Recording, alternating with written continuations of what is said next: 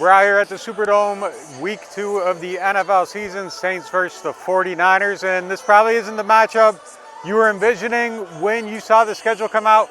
No Brock Purdy today, a ton of guys hurt for the 49ers. They're down to some of their reserves. Juwan Jennings is expected to play for them though, so that is one more explosive piece for that offense. Opposite Ricky Pearsall to complement Christian McCaffrey and Brian Robinson and Juszczyk in the backfield.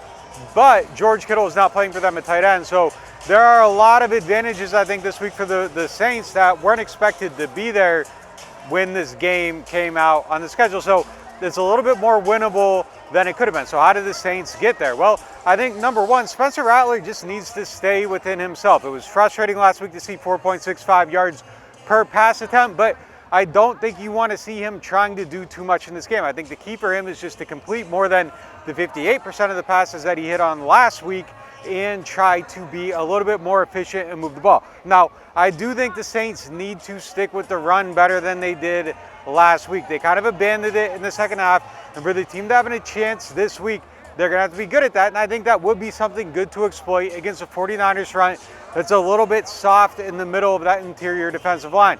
Got some injuries there, some guys that are just getting started in their career, not a fearsome bunch in that interior. So I think it can be run on today, and I think the Saints need to stick with that. Now, the other thing, need to get the explosive playmakers involved a little bit more in that intermediate area of the field. You don't necessarily have to be reckless with how you push the ball down the field, but Chris Olave needs to get more touches in areas where he can maybe make some things happen. Same thing goes for Rashid Shaheed.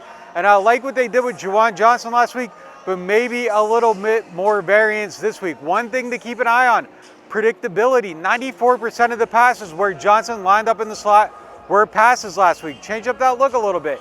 Maybe fool them into biting on something and make them pay. So there's a lot of stuff that I think the Saints can do better this week than they did last week. Obviously, penalties have to be better.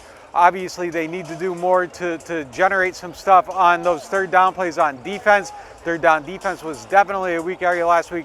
That has to be a bit better. And I think one of the ways to be better at that is to be a little bit better on first and second down. So we're going to have an eye on all that stuff throughout the day today. There are a lot of things, again, that the Saints can do better, but Mac Jones is playing quarterback for the 49ers this week.